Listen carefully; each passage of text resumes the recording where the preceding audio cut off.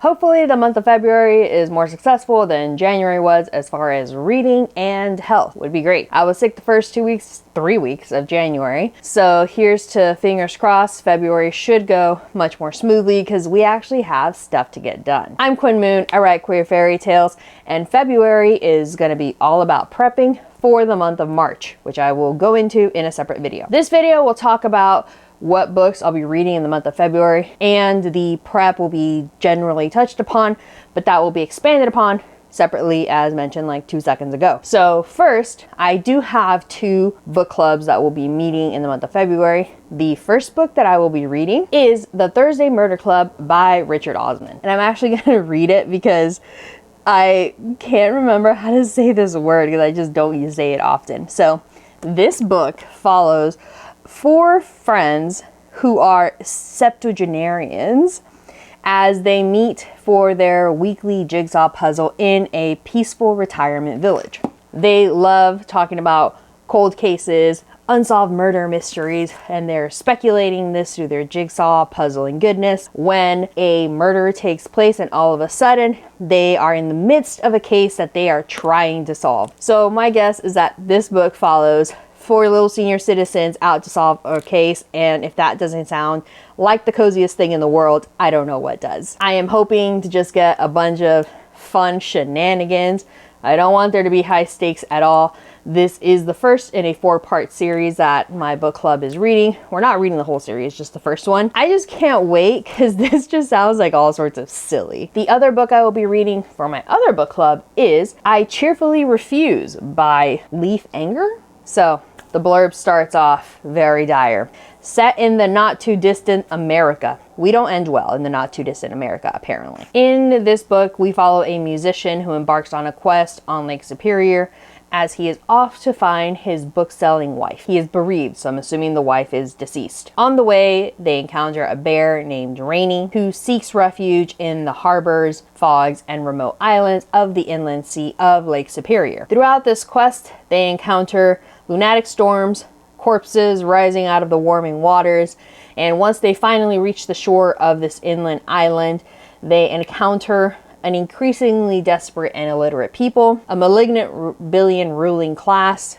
and a lawless society that has crumbled and there is no infrastructure. Don't quite like how realistic all this is sounding. Rainy, our narrator on this quest, encounters a young orphaned girl who jumps on the sailboat as they're going and is uplifted by unexpected beauty, surprising humor, and generous strangers that give the narrator hope that all is not lost. This is probably a garbage summary of a lovely synopsis that I'm just struggling to grasp. It's a little bit abstract. Honestly, what sold me is that there's a bunch of floating corpses in Lake Superior. So I was like, I'm voting for that book.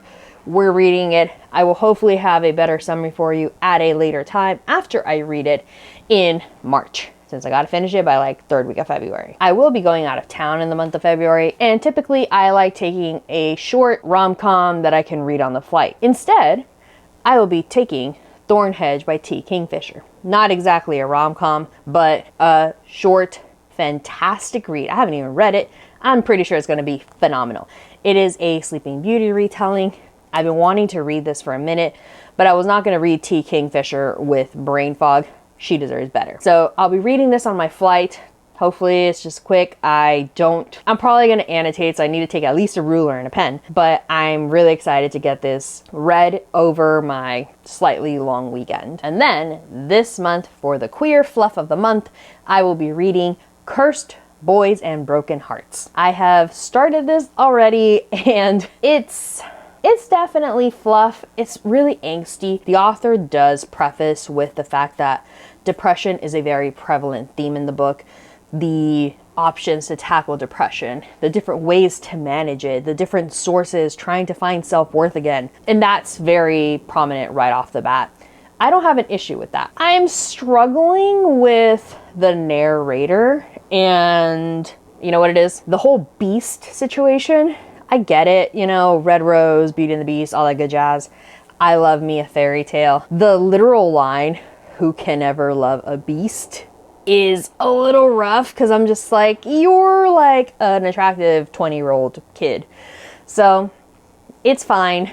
It's definitely going to be one of those fluffy books. And that's, I mean, queer fluff of the month. I mean, that's exactly what it's supposed to be. I think it's just fluffier than what I've read in the past, but I'm going to get through it. I'm going to enjoy this predictable, silly ride. There is this dashing gardener that they have, you know, unresolved issues with, a lot of baggage they got to unpack, and the gardener seems to be here for our main character. So that is the queer fluff of the month. I'll report on it later. This month for my fairy tale read, I will be reading Rapunzel. So my Norton Critical Edition, yes, has 2 versions of Rapunzel. So I'm going to do like a side-by-side, what the differences are, all that good jazz. And I realized that my library actually has quite a good selection of like Rapunzel picture books. So I picked a handful that were really interesting to look at. One of them is an Indian girl retelling. Another one has like a graphic novel retelling. So I'm gonna grab some, read them, and hopefully talk about them in companionship with the fairy tales that I'm reading, which are not picture at all. They're all like lovely text. And lastly, I will be doing a lot of pre-reading prep for the Tale of Genji. I will be reading the Tale of Genji for March of the Mammoths. It is 1100-ish pages plus like supporting text. However, the Tale of Genji is not a book to take lightly. So I'm spending the month of March doing a lot of supplemental reading. I have reading guides, I have essays, I have other analyses, which is what that other video that I deep dive into them is gonna be, a behind the scenes look of what steps I take to prep for pretty substantial reads. I regularly read heavy stuff. I'm reading the Iliad by myself. I'm reading multiple translations of it. Tale of Genji, also another chonker. Because I'm reading these in isolation, I understand that I will be missing quite a bit of the text, the subtext, the context, just the understanding. So I will be documenting my pre-prep for the actual Tale of Genji, as well as discuss the translation that I picked up and wonderful jazz. So that is all I will be reading for the month of February. It's going to be a lot of essays, a lot of analyses, a lot of critiques. I'm doing also a visual companion, reading some supplemental poetry, learning about the Heian period, learning about the women of the Heian period. So it's going to be a heavy month of research, which is why, one, I'm out of town. That needs to be mitigated. Otherwise, reading schedule is going to just go sideways. And I need to document much more regularly because that's going to be a lot of unpacking to do. So I'm going to go and probably record that next video just to talk my way even through the schedule that I'm going to try to maintain in the month of February. And hopefully we sort of keep to it because I'm really excited to read the Tale of Genji. But I digress. That is what I am slated to read in the month of February. Let me know what you're reading for the month of romance. I'm realizing I didn't really stick to the romantic topic, but that's okay. Let me know what you're reading. I would love to hear about it, have a conversation. I will catch you guys later. Bye!